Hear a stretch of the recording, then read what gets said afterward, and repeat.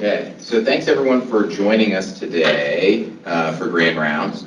My name is Ryan Fulton. I am the Interim Section Chief for General Pediatrics. I am Assistant Professor at UTC as well as BCom, and I'm also the Advocacy Co-Chair for the Virginia Academy of the American Academy of Pediatrics. Today, I'm going to be talking to you guys on navigating social media use in children and adolescents, focusing on a pediatric perspective, specifically a general peds perspective. I anticipate that this will be helpful for anyone who has kids or takes care of kids in the general setting. I have no disclosures. A couple of objectives for us today. I really want us to increase the understanding among ourselves, healthcare professionals, about the impact that social media has on the development and well-being of children and adolescents.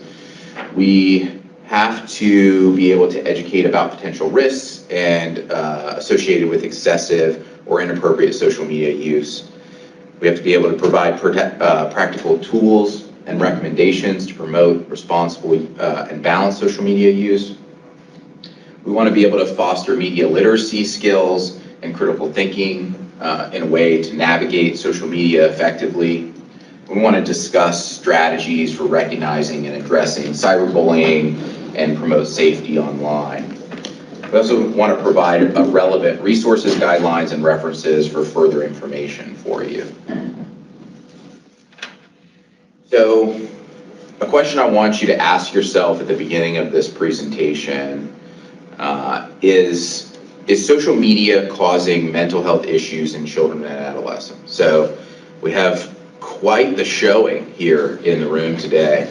So, if you want to raise your hand if you feel like social media is causing mental health issues.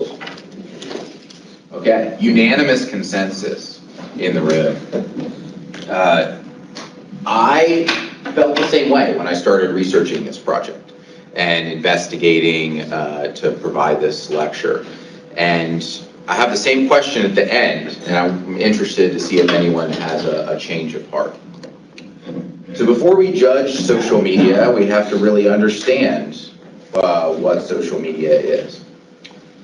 So while there's not a specific unifying definition of social media basically refers to any internet-based platform or application that enables users to create, share, and exchange content, information, ideas, and engage in social interactions.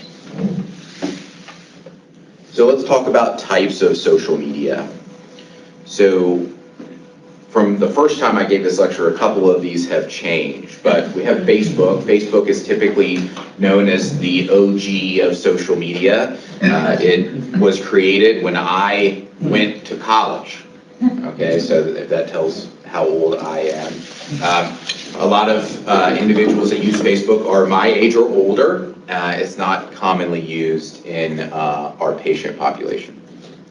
Instagram is utilized for sharing images, less about posting content outside of images or sharing things. But since Facebook or Meta bought Instagram, it's been more of an all-inclusive process. Twitter, now referred to as X, after Elon Musk purchased it, is a communication, sharing, microblogging platform. Snapchat is commonly used by many of our patients. It's a multimedia messaging app known for its disappearing content. So when you share stories or pictures on Snapchat, they do not last as long and they will go away. You can take screenshots of Snapchat, and that poses its own issues that we'll talk about shortly. TikTok is a video sharing social media platform where users can create and share short videos. YouTube, one of the most commonly used social media platforms, video sharing platforms where users can upload, watch, and interact with videos. WhatsApp is a messaging application used to send text messages, voice recordings, share videos, commonly used for international travel. It's utilized in many countries. And LinkedIn, commonly what we would use as healthcare professionals or other professionals as a social networking site that can be an attractive feature for finding a job or communicating with peers in similar interest groups. Pinterest, also known as where everyone's mom gets their recipes from. It's a platform sharing device where you can save ideas, images, and videos related to different interests. And then Reddit. Reddit is a commonly used platform consisting of various communities, or also known as subreddits, where users can share links, text, posts, and engage in discussions. Reddit is diverse. If you can think of something very narrow, there is a subreddit for it. There's a subreddit for Roanoke playgrounds, okay? So if you can think of a niche community, that is what Reddit provides for its users. So when I was doing this research, I came across several quotes from individuals in the technology space that focused on children's use of social media. So this is Sundar, he's the CEO of Google. He says, "I'm like every other parent, I guess. I worry about kids spending too much time on phones and devices. It's important for us to scale the good things, but it's very hard to do so. You have to keep thinking about it and evolve your thoughts." So when we go through these quotes of these leads in technology, you'll see a common theme. And the common theme is, even though I'm making millions and billions of dollars on this, I'm still concerned about my own children using it in excess. So let's talk about some statistics. So social media use, according to a survey conducted by Common Sense Media in 2020, 81% of US teens aged 13 to 18 reported using social media, with 29% reporting that they use it, quote, almost constantly. Black and Hispanic teens, which is 56 and 55% respectively, are significantly more likely than white teens at 37% to constantly use the internet, and teens in low-income households are more likely to use Facebook. Adolescents who spend more than 3 hours per day using social media may be at heightened risk for mental health problems, particularly internalizing problems. Internalizing problems include depression and anxiety symptoms, versus externalizing problems are related to bullying or attention problems. So mobile device and internet access. A study published in the Journal of Pediatrics in 2019 revealed that 95% of American adolescents have access to a smartphone. The availability and affordability of smartphones has increased internet access, contributing to the widespread use of social media. Social media platform preference. So YouTube is currently the most used social media platform in ages 13 to 17, and that resource was back in 2020. So I believe it's probably more likely TikTok now, but they haven't released any additional data. So it's 95% of 13 to 17-year-olds had admitted to ever using TikTok, ever using YouTube, and TikTok at that time was 67%, with Instagram in third at 32%. All and Snapchat were also popular choices, 66 and 65% respectively. All right. So I want to talk about some positive aspects of social media use. In adolescence, we have a critical development period where a lot of our patients and our children are figuring out their identity development, their aspirational goals, their peer engagement, how they communicate and connect with friends, family members, and peers. The benefit for youth who have learning difficulties or those struggling with their sexual identity, research confirms that by increasing the likelihood that these adolescents can find like-minded youth online, social media tools may help them feel less lonely and more confident.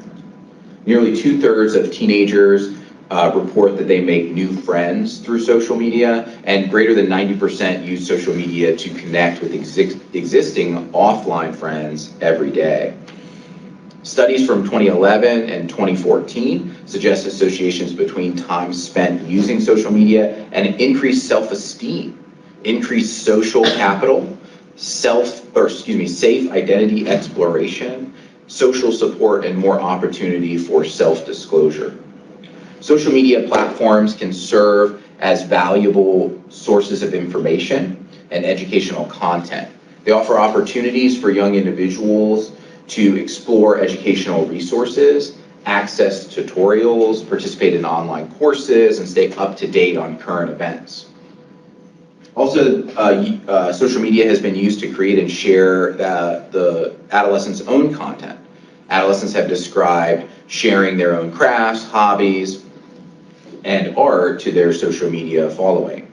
Social media enables young individuals to find and join communities of shared interests, hobbies, and causes. They connect with like-minded individuals. They seek support and a sense of belonging. Social media can be used as a platform for networking, exploring career opportunities. Young individuals can connect with professionals in the fields of interest, access industry insights, and showcase their skills to potential employers. Connecting young individuals to a diverse range of cultures, perspectives, and experiences worldwide, promoting intercultural understanding, global awareness, and exposing adolescents to different ideas and viewpoints. Platforms empower young individuals to engage in social activism and advocate for causes they care about. They can raise awareness, share information, and mobilize support for various social, environmental, and political issues. Bill Gates. We often set a time after which there is no screen time, and in their case, his children, that helps them get to sleep at a reasonable hour. You're always looking at how it can be used in a great way, homework and staying in touch with friends, and also where it has gotten to excess. So what do our teenagers think of social media? So many teens appreciate social media for its ability to connect them with friends, family, communities. And then they also realize that there is a little bit of pressure and what we call FOMO. Raise your hand in the room if you understand what FOMO is. Oh, nice. So FOMO is a fear of missing out. And they see their peers posting highlights from their lives on social media. They feel the pressure to have a perfect, curated image on social media. This creates unrealistic expectations and a sense of inadequacy. They recognize that social media can be a breeding ground for negative behavior, including spreading rumors, public shaming, and exclusion. Such experiences can significantly impact mental health and well-being. The Pew Research Center reports that, noted that 1 in 4 adolescents report digital drama in their use of social media. Research has found that online bullying is associated with more depressive symptoms than traditional bullying. Feeling overwhelmed by the constant stream of information and notifications on social media platforms is a common complaint. Sometimes we don't have a good understanding of what our teen patients are going through. But I think this specifically we know. Let's say you had a lunch meeting and you forgot to turn the volume off on your computer. And now you're talking to a patient and you get emails, ding, ding, ding, right? So that constant interruption in your day, even communicating with your patient, as a grown adult with a fully formed frontal cortex, you still are distracted by those interactions. Now, instead of the dinging, you have an earbud in and you have Siri announcing every text message, every Snapchat message, every Facebook message, every Instagram like that you're getting throughout your school day. It can be very distracting and hard to focus. They find it challenging to focus on important tasks or maintain a healthy balance between online and offline activities. Excessive screen time can affect their sleep patterns, their productivity, and their overall mental health. Many teens are aware of the importance of privacy and safety on social media, but they express concerns about data privacy, online predators, and potential long-term consequences of sharing their personal information or inappropriate content. Steve Jobs, for those that don't know, is co-founder of Apple. We limit how much technology our kids use at home. I've seen the dangers of technology firsthand. I've seen it in myself, and I don't want to see that happen to my kids. So another audience participation for those in the room, for those online, you can think to yourself, have you ever thought when you're using your phone at home or at work, I could be doing something else? I should be doing something else, right? So it affects all of us. So what is that development impact? So there is a cognitive effect, shaping attention span, multitasking abilities, and information processing, impacting academic performance as well as their cognitive abilities. It can affect information retention and critical thinking skills. There's very high and very low social media use correlated with lower life satisfaction. So in 16 to 21-year-olds. So if you use it a lot and you don't use it a lot, you have a lower life satisfaction rating. In younger adolescents aged 10 to 15, there's a more linear relationship found with increased use, along with lower life satisfaction ratings in girls compared to boys. A longitudinal cohort study of US adolescents aged 12 to 15 with an N of about 6,500 found that adjusted for baseline mental health, status found that adolescents who spent more than 3 hours per day on social media faced double the risk of experiencing poor mental health outcomes, including symptoms of depression and anxiety. Small studies have shown that people with frequent and problematic social media use can experience changes in brain structure similar to changes seen in individuals with substance use and gambling addiction. Poor sleep hygiene. Teenagers who report having mobile devices in their bedrooms and leaving them on at night sleep less than those that turn them off. Lack of sleep is related to depressive symptoms, loss of memory, problems at school, motor vehicle crashes, and other serious issues. On a typical weekday, nearly 1 in 3 adolescents report using screen media until midnight or later. While screen media use encompasses various digital activities, social media applications are one of the most commonly used applications by adolescents. Newer research has determined that there was no correlation with mental health symptoms, and most smartphone interrupted sleep was due to actual text messages rather than social media use.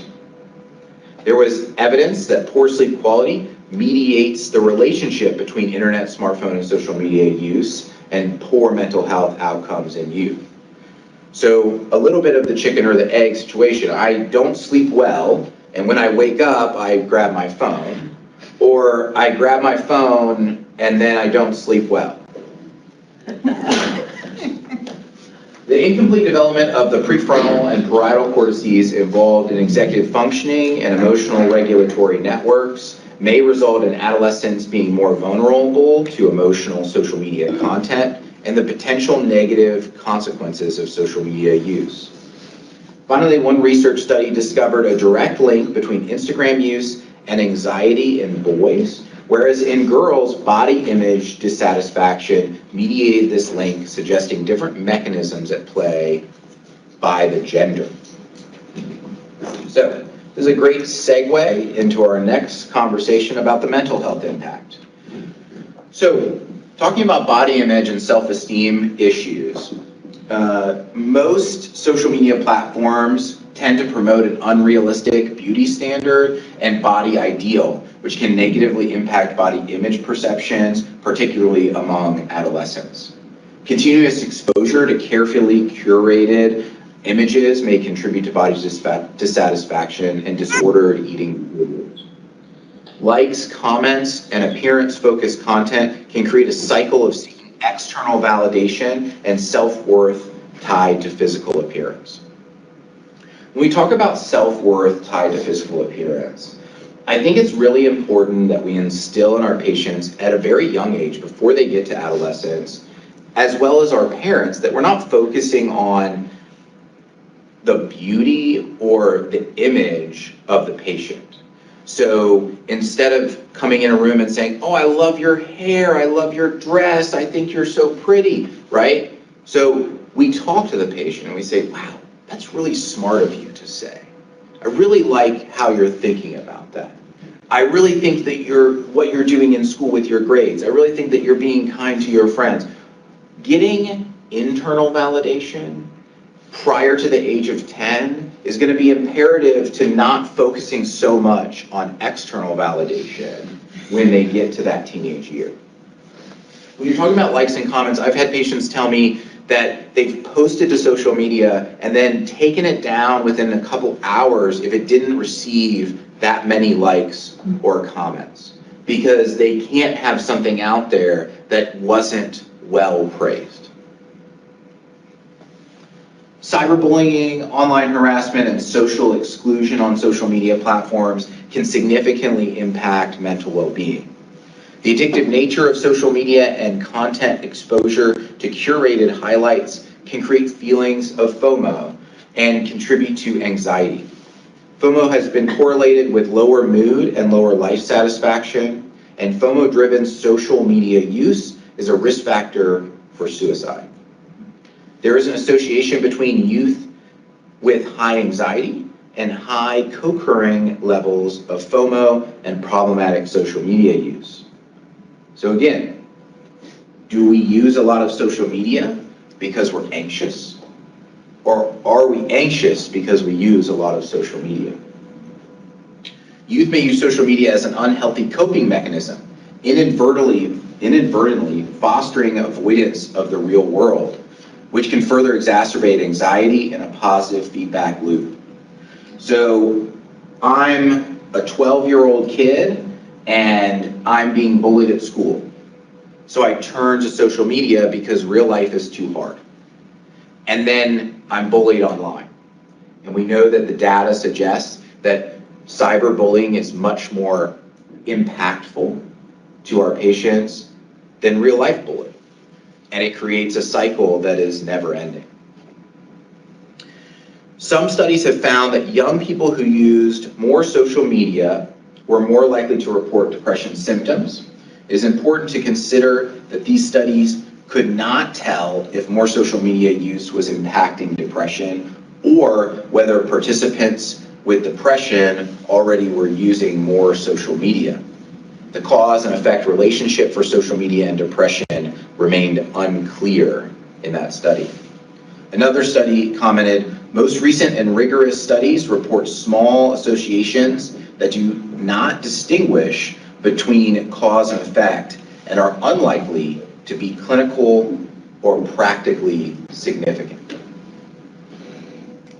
So we just spent all this time talking about how horrible social media was and impactful to mental health and how youth feel like it's a lot, but they also want to use it. But then our studies don't show a true correlation in most cases. So let's talk about correlation versus causation. This is a graphical representation of annual depression, anxiety, and social media use trends. So our solid black X marked line is prevalence of depression in 3 to 17-year-olds. And then the dashed X marked line is prevalence of anxiety in 3 to 17-year-olds. And then you have data from 2015, 2019, and 2021. The small black bar is daily time on social media for 8 to 12-year-olds in minutes. And then the gray bar is daily time on social media for 13 to 18-year-olds in minutes. The white bar is total screen time for 8 to 12. And then the zebra-looking bar is total screen time for 13 to 18-year-olds in minutes. So we've seen a significant rise in screen time, a moderate rise in social media use, but almost a flatlining of anxiety and depression. So as usage trends have increased, anxiety, depression, suicide attempts, and suicide completions over time in children and adolescents have increased. But overall, the evidence supporting the hypothesis that social media use may detrimentally affect youth mental health is correlational and weak. There's also correlational and weak evidence to support the hypothesis that social media use may beneficially affect youth mental health. It's essential to recognize that the evidence is mixed when discussing social media use with patients and families to avoid perpetuating a potentially inaccurate confirmation bias. For example, the Monitoring the Future study in the United States strongly concluded that digital technology use was linked to depression. However, reanalysis of this data showed results were highly dependent on modeling and confounding variables. So this is a similar graph. We're looking at annual suicide death and social media use trends. We see a slow rise and then a flatlining as we see an increase in social media use and increase in screen time.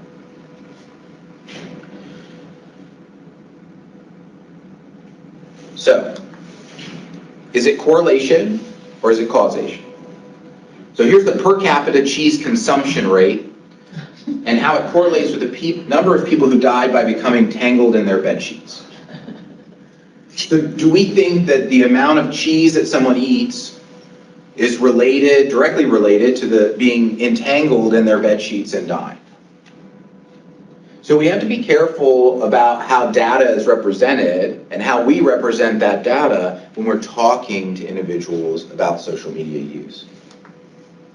Okay, so let's talk about cyberbullying and online safety. Parents of adolescents say that they are somewhat very and extremely worried about their children's use of social media, and this could lead to, was a survey that was done, they were concerned about, 53% were concerned about problems with anxiety or depression, 54% were concerned about lower self-esteem, 54% were concerned about being harassed or bullied online, 59% were concerned about feeling pressure to act a certain way, but 71% were concerned about exposure to explicit content.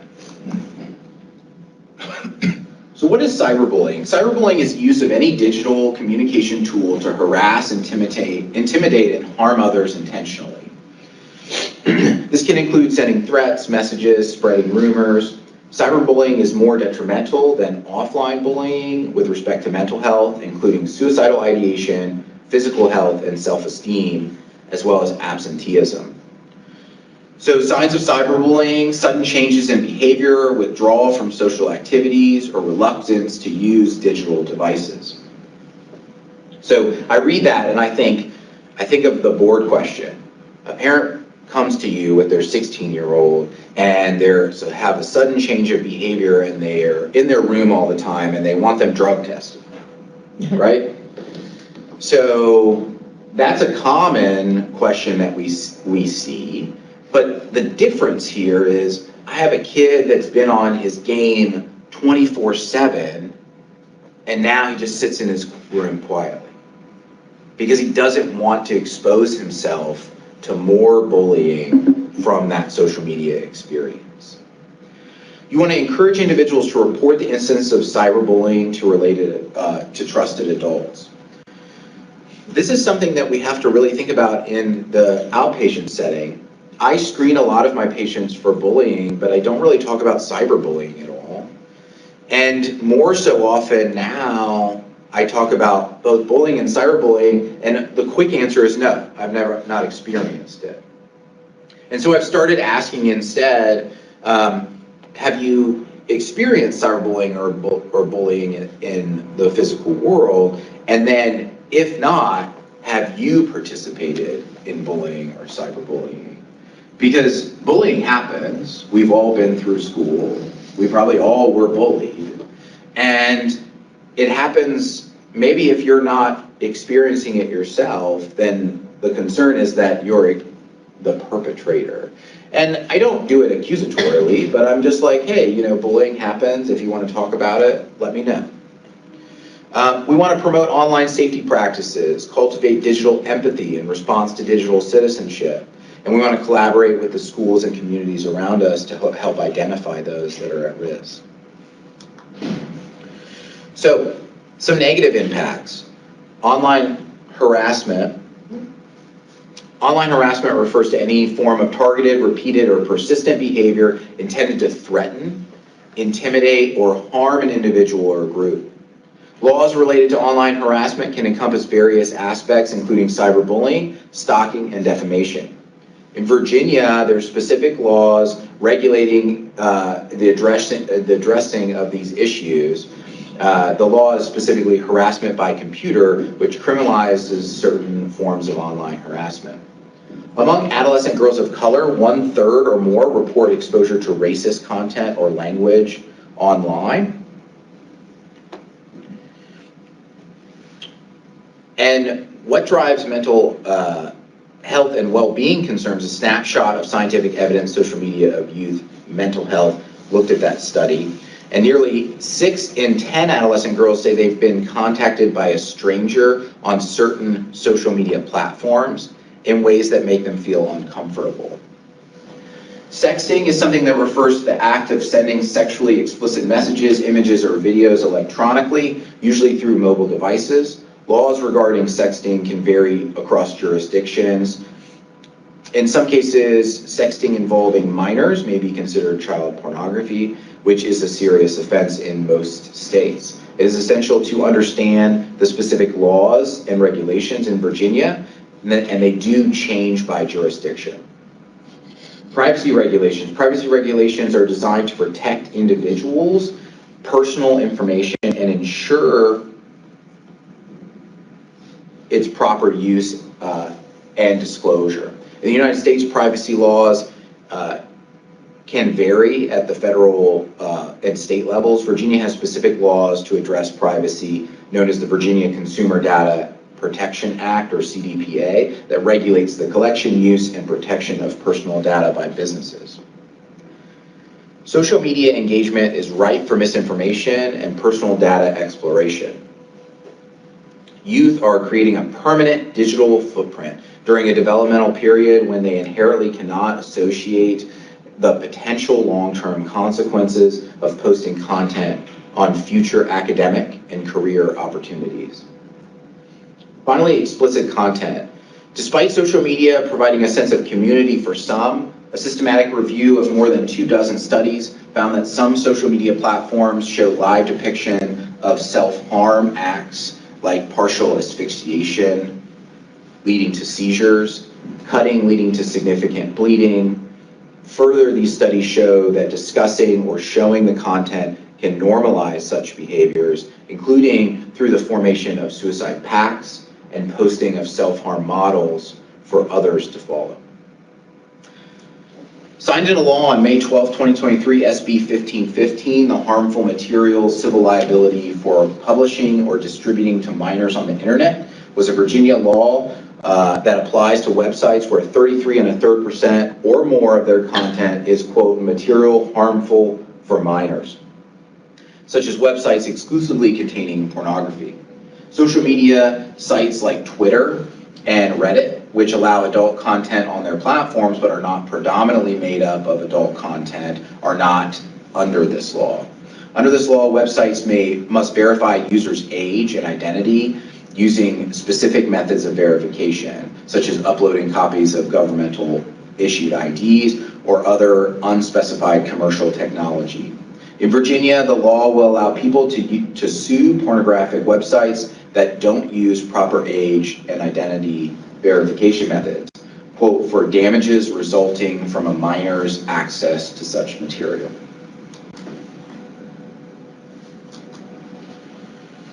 So, how do we address this in our practice? There's a couple screening tools that we can use. Social Media Disorder Scale, or the SMDS, is a self-reported questionnaire designed to assess excessive or problematic social media use. It measures various dimensions of social media addiction, including preoccupation with withdrawal, tolerance, and conflict. This tool can provide insights into the severity of social media-related issues. The Bergen Social Media Addiction Scale is another self-reported questionnaire that assesses addiction-like symptoms related to social media use. It examines elements such as mood modification, withdrawal, relapse, and conflict. It helps identify individuals at risk of developing addictive behaviors associated with social media. The Internet Addiction Test is less about social media and more associated with just internet use. And it can identify problematic internet use, including excessive social media engagement. It consists of a self-reported questionnaire that measures the extent of addiction symptoms. The PHQ-9 that we use in our offices is a well-known depression screening tool. It includes questions to help identify symptoms of depression, which may be influenced or exacerbated by negative experiences on social media platforms, as well as the general adolescent screening tool, which is a general screening tool that identifies issues with a lot of things adolescents are going through. So things like the HEADS questionnaire or the CRAFT screening tool. So what does healthy social media use look like? And what is our role in that? So many concerned caregivers turn to their physician for guidance. Social media use in youth is so prevalent that it has been suggested that the widely used HEADS assessment be changed to HEADS 4, which stands for Home, Education, and Employment, Activities, Drugs, Sex, Suicide, Safety, and Social Media Use. To include social media use as a whole, assessment of problematic social media use should be used based on a comprehensive clinical interview and use of validated screening tools. You can also use your PQRST, which we all learned for our pain severity index for interviewing, and it has been used with social media and other addiction literature to consider their use of social media as a problem. Pharmacotherapy data for internet use disorders is limited. There is some evidence to support escitalopram, bupropion, olanzapine, quetiapine, and memetidine, although this may be tied to treatment of underlying comorbid mental health disorders. CBT as well as ACT approaches have also been shown to be effective and helpful for social media use and its comorbid mental health issues. Okay, so we talked about our role, let's talk about the parents' role. So it's important, the importance of parental involvement in children's social media use is huge. Parents play a critical role in guiding their children's social media use and ensuring their safety and well-being. Active parental involvement helps establish open communication, trust, and supportive environment for discussing social media concerns. Notably, active parental mediation and an autonomous support parenting style around social media use has correlated with fewer anxiety and depressive symptoms in youth and fewer depressive symptoms in youth experiencing cyberbullying. Strategies for open communication and setting boundaries, encouraging regular and open conversations about social media use, including its benefits, risks, and responsible behavior. Limiting the use of social media has resulted in mental health benefits for youth, young adults, and grown adults. A small randomized controlled trial in a college-aged youth found that limiting social media use to 30 minutes daily over 3 weeks led to a significant improvement in depressive symptoms. This effect was particularly large for those with high baseline levels of depression, who saw an improvement in depression scores by more than 35%. Another randomized controlled trial among young adults found that deactivation of social media platforms for 4 weeks improved subjective well-being scores, i.e. reported happiness, life satisfaction, depression and anxiety symptoms, by 25 to 40% of the effect of psychological intervention like self-help therapy, group training, and individual therapy. So significantly reducing their social media use in correlation with those therapies was much more helpful than the therapies alone. Involving children and adolescents in setting boundaries to foster the sense of ownership. We've all seen this in 3-4-year-olds, where you're not going to get anywhere by saying, no, we're not doing this, we're not doing that, we're not doing this. Rather saying, okay, would you rather do this or do that? So involving the child or adolescent in managing their social media use and explaining it to them in an age-appropriate manner is more effective. Exploring parental controls and monitoring apps that allow parents to track their children's online activities, block inappropriate content, and set time limits is also helpful. Staying informed about the latest social media trends, features, and potential risks to effectively guide and support their children. You want to balance autonomy and safety in adolescence. You want to recognize that older adolescents may desire more autonomy in social media use, but encourage responsible decision-making in that way.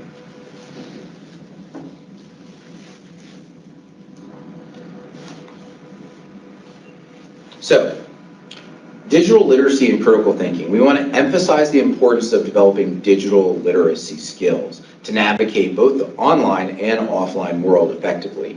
We want to encourage young individuals to critically evaluate information and likely reliable sources and distinguish between fact and fiction.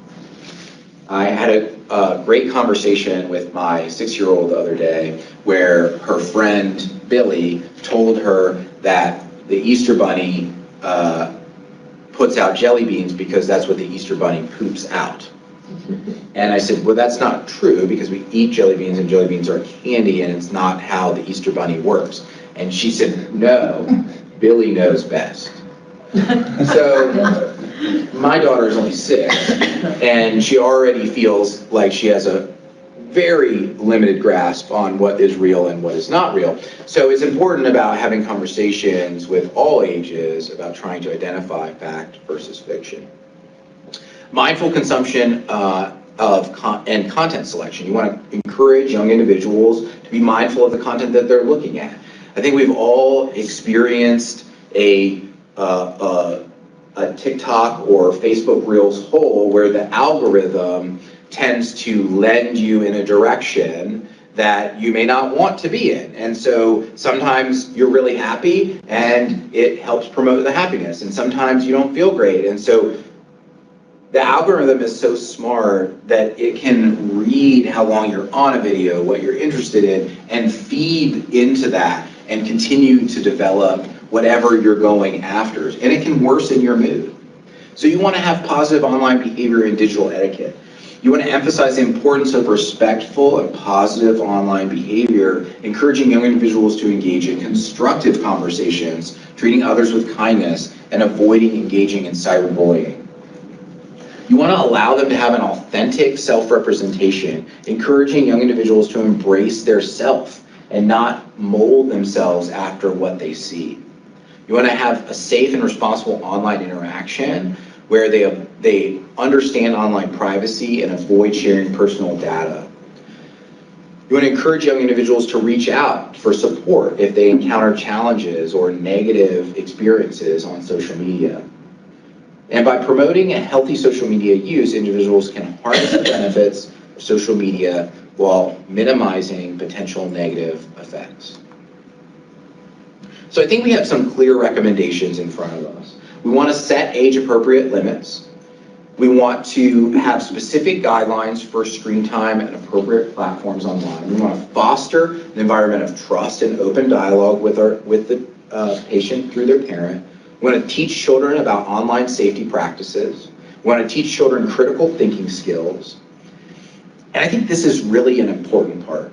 We want to be a positive role model in our own social media use. We can't be posting negative things. We can't be always on our screen, because I've sat in my living room on my phone, told my kids to turn off the TV. And then I realized how ridiculous it sounds while I eat a bunch of candy telling them that they can't have it before dinner. We have to be a positive role model because kids do so much based on what they see, not what they're told. We have to emphasize the importance of maintaining healthy balance between activities and other aspects of our life, such as schoolwork, physical activities, hobbies, and face-to-face social interactions. We want to emphasize the importance of treating others with respect and empathy, both online and offline. Parents should keep an eye on their children's social media use, especially for younger children, using parental control features. Keeping yourself informed about the latest social media trends and features is also helpful.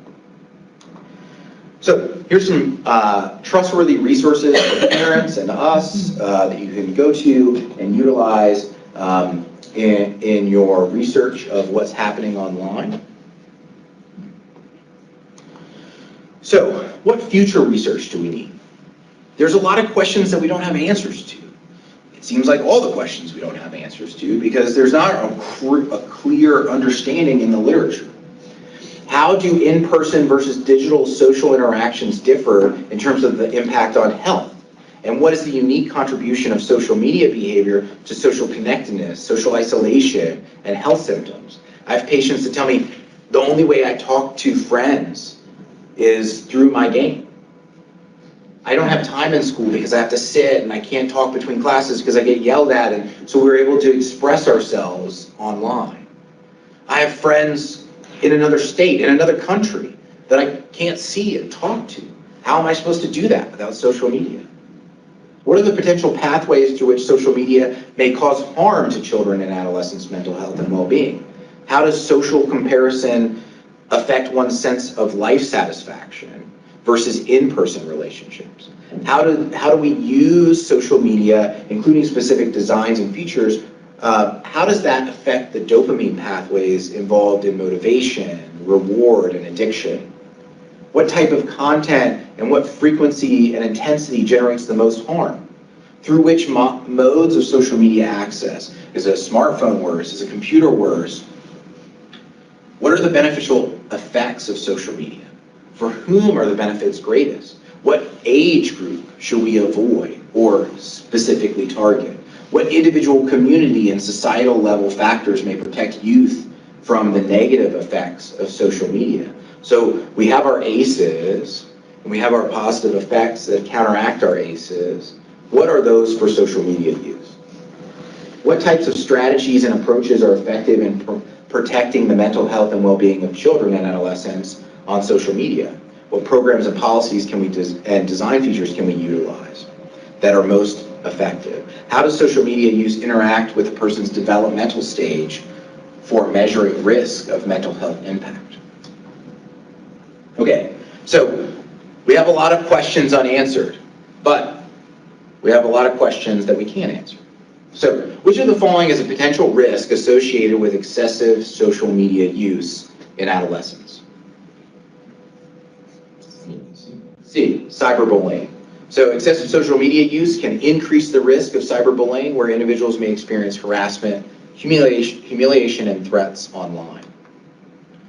What are some potential effects of excessive social media use on adolescent mental health?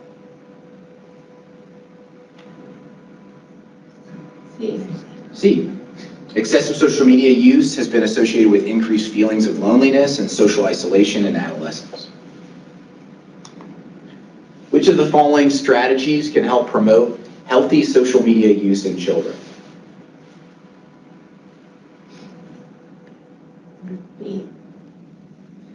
B. So open communication about online experiences helps parents and caregivers understand their children's social media activities, address potential concerns, and guide them towards responsible use. Finally, what is an example of a positive aspect of social media use in children and adolescents? C. So enhance social connectedness, and support networks. So, as promised, is social media causing mental health issues in children and adolescents? What do you think? Show of hands. I agree that it's causing mental health issues. Okay, still consensus here. All right. Were you swayed in any way? Did you feel conflicted throughout all this conversation? Or you're on board with it? On board. You think that I'm a little conflicted just because it seems like there are some benefits. So Yeah. depending on the situation, you know, a kid could get a lot from social media use, but you have to be careful. So it's kind of a tricky question, right? Because I think that we've seen that social media can cause mental health issues. in children and adolescents. And just like most questions, the question has more questions associated with it. If I said, is social media use helpful in some cases for adolescents and children? The answer would be yes. So two things can be true. So in conclusion, social media has become an integral part of the lives of children and adolescents, shaping their relationships, their self-perception, and overall well-being. As physicians and caregivers, it is crucial for us to recognize the significant impact social media can have on young individuals and take proactive steps to promote healthy social media use. We've discussed various aspects of social media use, including its benefits, risks, and strategies for responsible use. It is important to strike a balance between embracing the positive aspects of social media while mitigating the potential harms. Remember, our role as physicians and caregivers extends beyond the office walls. We must continue to stay informed about the latest research, trends, and best practices in social media use. By collaborating with parents, schools, and community organizations, we can create a safer and healthier digital environment for our children. Together, let us promote digital well-being, encourage positive online interactions, and empower young individuals to harness the benefits of social media while safeguarding their mental, emotional, and physical health. Thank you for your attention. I can take any questions. I have a comment and a question. First is, I remember about 4 or 5 years ago at a psych lecture, it was for one of our Carilion symposiums, and they showed the incidence of suicide in teens. And there was a sharp uptick around 2007, 2008. And the speaker commented what happened in 2007, 8. I mean, this is again a correlation, not causation necessarily, but that was when the iPhone came out. Yeah. So when smartphones sort of came out. So it's just an interesting connection with that. And I'm sure that there's multiple layers, you know. Second question is sort of just kind of like what you just said. Same year, right? 2008 or something. It came out just before the iPhone, I believe. What was that? Facebook came out around the same time. Yeah. Have you ever heard the story about Facebook, like how it came out? Yes. I mean, he was just trying to slam his peers. Yes. And they were at Harvard and tried to make them look bad because he wasn't invited to, so I don't know what it was, but Yeah. anyway. So when I'm aging myself, but when Facebook came out, you had to have a college email. And your college had to adopt it. So they had to allow it. And I started college, and many of my peers who were going to bigger schools already had their online account set up. You should get Facebook, we can still talk, that kind of thing. And it was like 2 or 3 weeks we had to petition the school. We had to make sure that we had all the appropriate signatures to get Facebook allowed on our campus. And it was an interesting thing because at that time we didn't know the precipice of why it was created, but it was just kind of a rock rolling down a very steep hill at that time. So my question was, what surprised you in your research that sort of undid a bias or a presupposition that you had? I think some of the references that spoke about the truly unassociated risk of social media and my own use. I mean, I am probably one of the most technologically used physicians in our office, in our section. I just got off of a meeting trying to, as we develop AI use through Epic.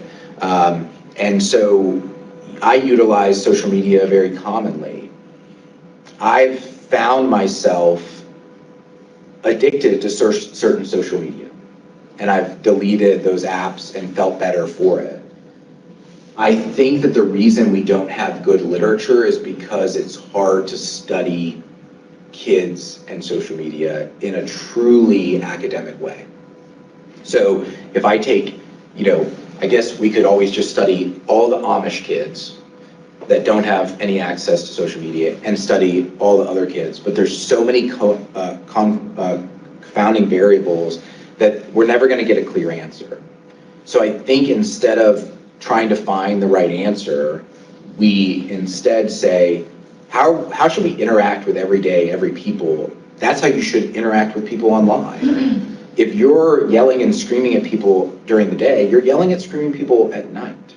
And so we know a lot of those people, I experience a lot of those people. And so if you are unhappy and you have depression and anxiety, you should be using less social media because it's going to perpetuate it. We know that.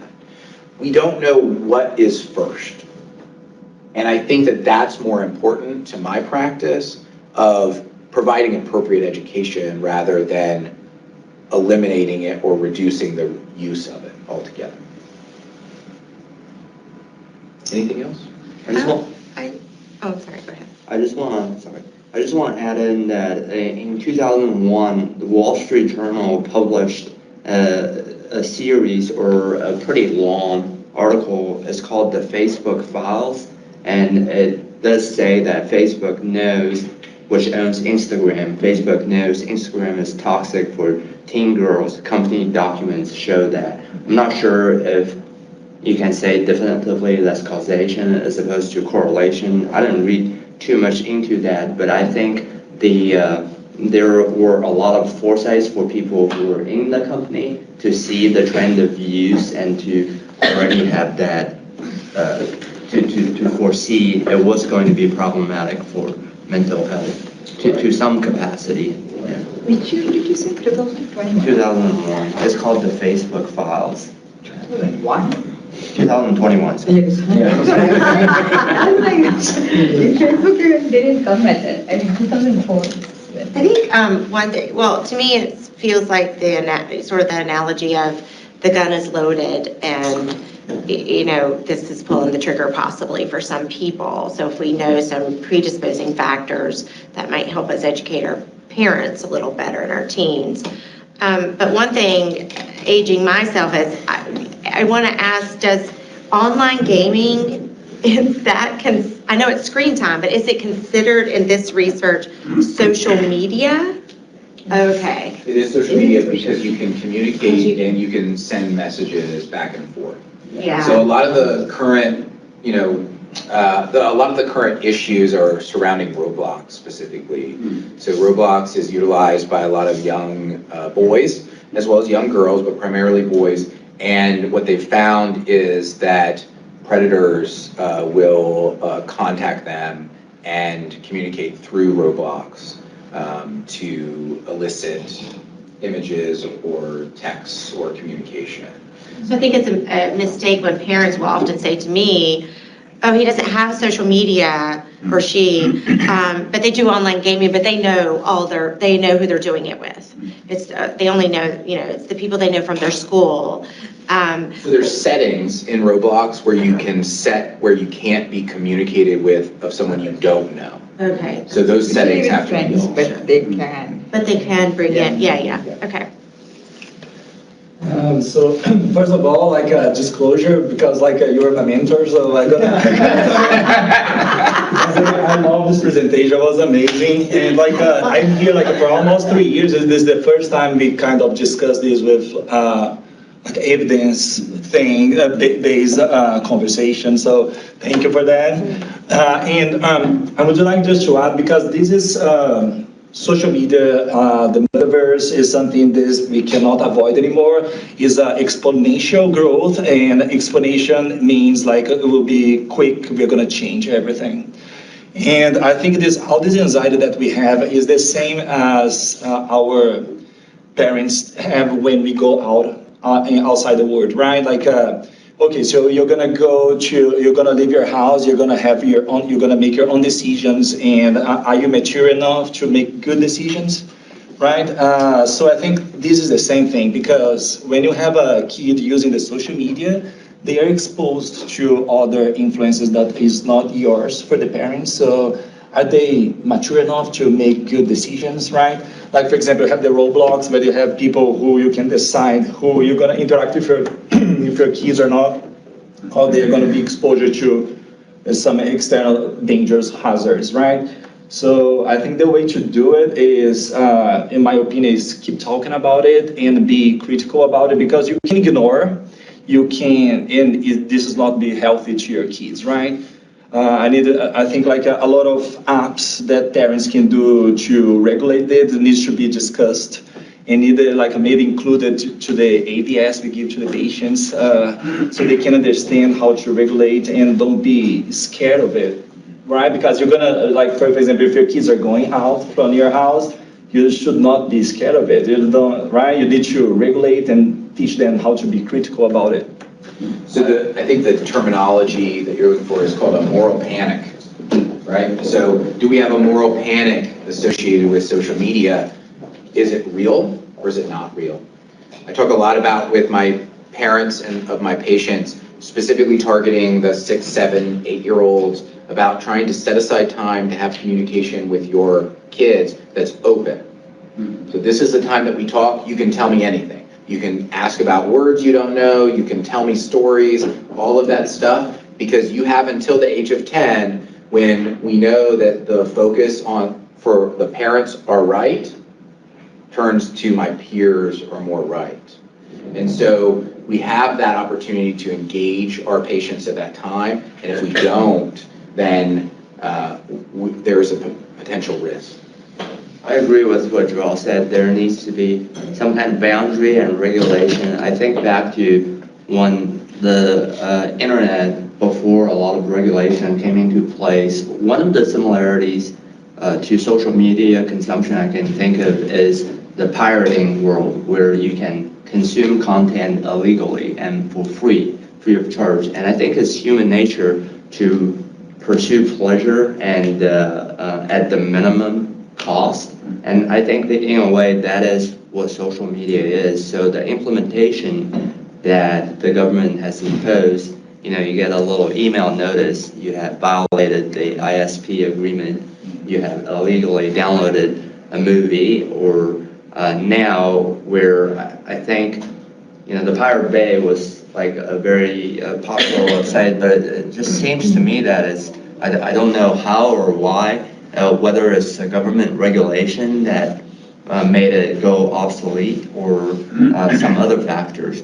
The other thing I can think about is music consumption. It used to be where people downloaded music, and now I think the statistics show most people consume music via the streaming service as opposed to having hard copies of the file on their phone or on their player. So it's regulated that way, where it protects the interests of the music artists, and but it's also in a controlled fashion.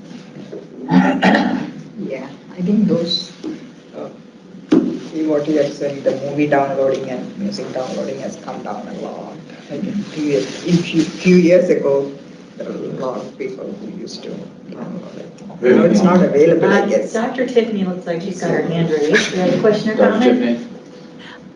Yeah, I think one of the most helpful things I have seen actually come out of the AAP was talking about with parents, kind of having 3 key categories when you talk to your kids about consuming any media, and it's you need to have permission, there needs to be a purpose, and there needs to be a time frame, and then that, ideally you're consuming those things together. So as Dr. Fulton mentioned, if we start that at a young age, I think we have a much higher likelihood to have our patients being transparent with us, but also parents being more involved in their children's daily kind of interaction with social media. So I talk about that with my kid every time they reach for my phone or they ask for the television. I'm like, okay, what's our purpose? Have we asked for permission to do this privilege, which is what it is? And then, what's our time frame look like here? How long are we going to consume this particular media? And that came straight off of the American Academy of Pediatrics, which I thought was really helpful. That's beautiful. Thank you. Yes, sir. Yeah, so I was listening online, so apologize for popping in. One of the things I thought you said that was really important was, and my disclosure, he's my boss. But just the confirmation bias that either way, like either I love social media and therefore I love to look at the positive things, or I don't like social media and then I cling to the negatives. That we as providers have to be very careful about that, because we are going to also want to confirm our predilections, right?